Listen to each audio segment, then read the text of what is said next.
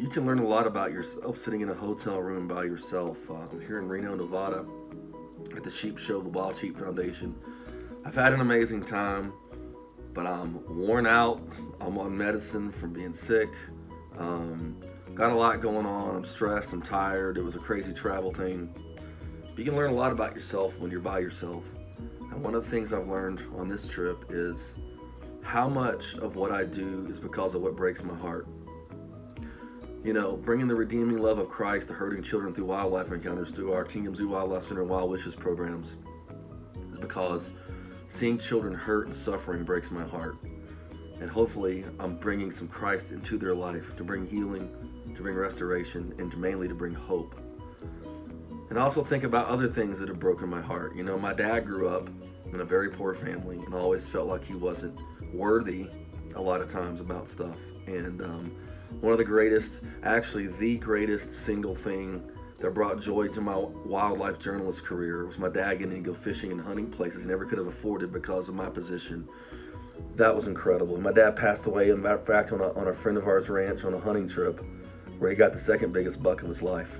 That was really an incredible place to be. Another thing that breaks my heart is just thinking about, you know, how many people think that they're valueless and don't have a purpose. And, you know, my dad and I used to sit together and put scrapbooks together of our dream hunts, or all the animals we wanted to see, photograph, hunt around the world. And last year I found it, and it really reawakened my love for mountain wildlife. I mean, it was page after page of Dall sheep and desert bighorn and Rocky Mountain bighorn and bears and mountain lions, but sheep and turkey were the two preeminent things. And we're doing higher calling Wild Wishes expeditions. We need your help.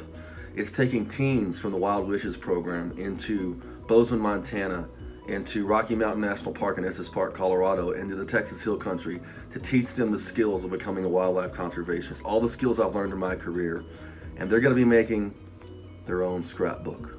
It's gonna be really cool. So they are literally going to be putting together a coffee table book that they will use to raise funds for other kids to go the following year and for wildlife conservation for a couple of organizations we're going to give to.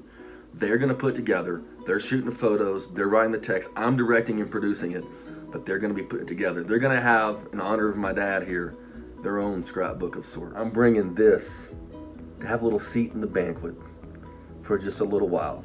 My dad would have loved to have been at this event, so I'm bringing this scrapbook in his honor, and I'm going to sit it next to me in one of the chairs, at least for a little while, just to kind of bring my dad's memory there and to let me never forget the things that break my heart, because that's where you'll move with compassion.